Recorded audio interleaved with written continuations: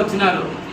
జగనన్న బొమ్మ, జగనన్న ఒకసారి వచ్చిపోయింది, జగనన్న బొమ్మ గెలిపించింది. నేను జగనన్న బొమ్మ గెలిపిస్తే ఫ్యాన్ గుర్తు మంత్రిగా తెలుగుదేశం పార్టీలో పోయి మంత్రిగా పనిచేసి మొత్తం వైఎస్ఆర్సీపీ కేడర్ని అవమానించి నాశనం చేసిన చరిత్ర నీది. నువ్వు కూడా మాకు నీతులు చెప్పే స్థాయికి వచ్చినావంటే చాలా సిగ్గుచేటుగా ఉంది. దయచేసి ఎప్పుడు కూడా ఇంకా నీ స్థాయికి మించి పై ఉండే వాళ్ళు విమర్శిస్తూనే మేము మీ ద్వారా గట్టిగా కోరుకుంటాము.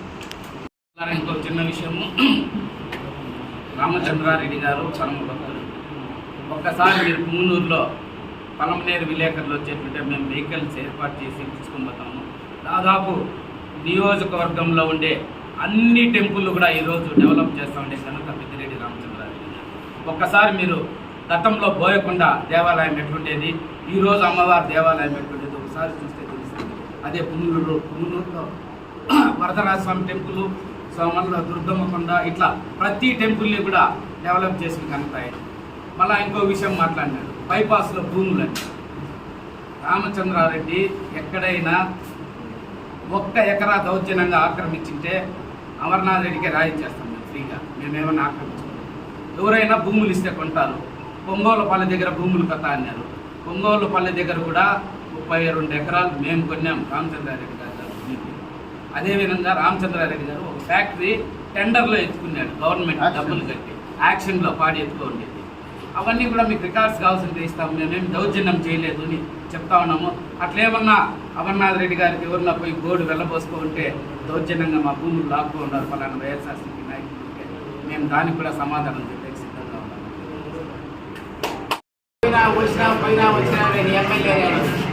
నువ్వు మొన్న ఏం చేసినావు?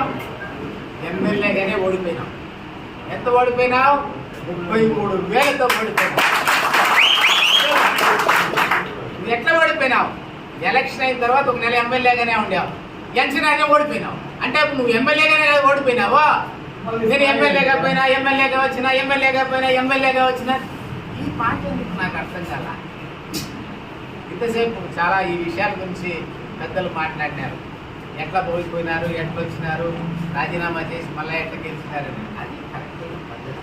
నువ్వు మాట్లాడేటప్పుడు ఆ వీడియోను ఒకరు చూస్తే అరే కరెక్ట్గా మాట్లాడినాడు, ఈయన కరెక్టు అని చెప్పే విధంగా ఉండాలి ఏ సబ్జెక్ట్ కానీ.